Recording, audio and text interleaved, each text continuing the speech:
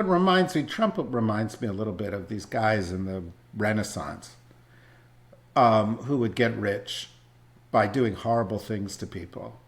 And then they'd go to the Pope and say, let me build a chapel, just say that I'll be saved. And the Pope would say, okay, fine, and, build a chapel. And Trump is like, he's sort of coming to the end of his days and he wants to be remembered for something. And, if that leads to something good, um, Well, David, the only thing uh, I would say to Rosa on that point is it doesn't matter if in a year he gets the Peace Prize or not. Maybe they will, maybe they won't. I disagree. It's not 99.99 that he won't get it. No, but I think there's some chance of getting it. But even if it's not, what he's doing now is good for Ukraine. What he's doing now is putting pressure on Putin. What he's doing now is moving toward a ceasefire, moving toward stopping the killing, and that's what counts. The Peace Prize is not the big deal. What the deal is, the motivation, and that is motivating. There's no doubt he's motivated to do that, and he's getting somewhere on this. And if he puts the pressure on Putin that he has, he's got leverage. The question is, does he use it? I yeah, hope you're no, no. right. By the way, I think the part of his motivation for putting pressure on Putin right now is not his unquenchable thirst for peace. It's vanity also, because I think he was embarrassed by what he keeps coming out and saying Putin's moving forward, and then Putin says he's not, and he had Peskov and Lavrov today saying he's not. But before we get to the end, we've only got 5 minutes left here. Bill, you mentioned that you were in Ukraine last month for 2 weeks, and I would be remiss if I didn't say, what did you learn? What are they feeling? Because it's not all about the U.S. all the time, right? They're waging a war. They're fighting for their lives. They're making, sort of big inroads on some things. They've got internal political issues. What are your main takeaways? Big takeaway, David, two actually. One is they're very tired. They are very tired, and again, I've got friends in the Army, friends that have been in the Army for a long time, some that are only there for the past 3 years.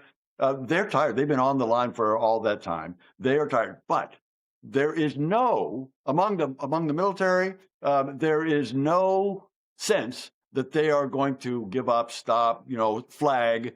They are committed. They are absolutely committed. And these are young. These are young soldiers. Some of these are young. There's some young women that I talked to in the Army. One of whom had her fiance was killed, and she said, "We're not going to give up.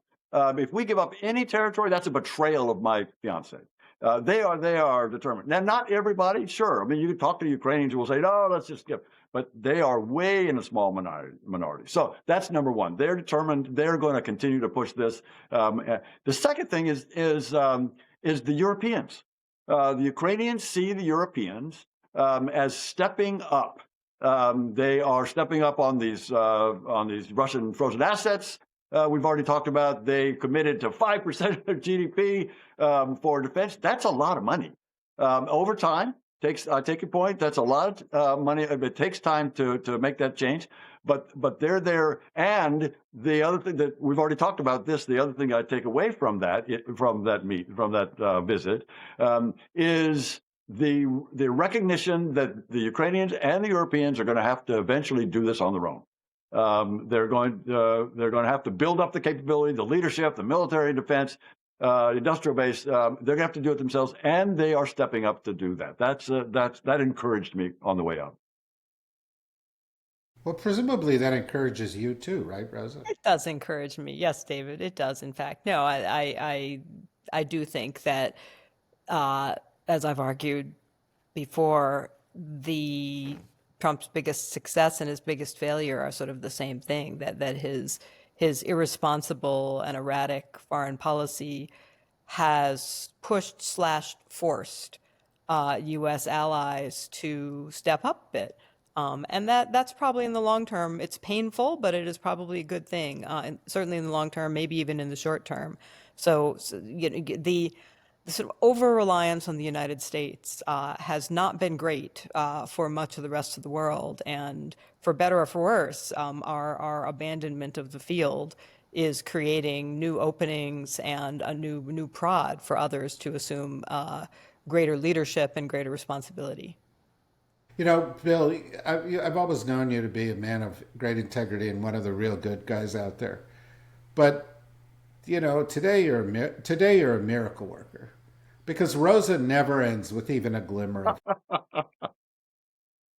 of. You know, and we've Rosa been doing is this. she is a smart person. She certainly is. We've been doing this for 10 years, and I can count on one hand the number of times she ends with a glimmer of hope. And we're going to stop right there because I want to save While and you're ahead. savor this moment. Exactly.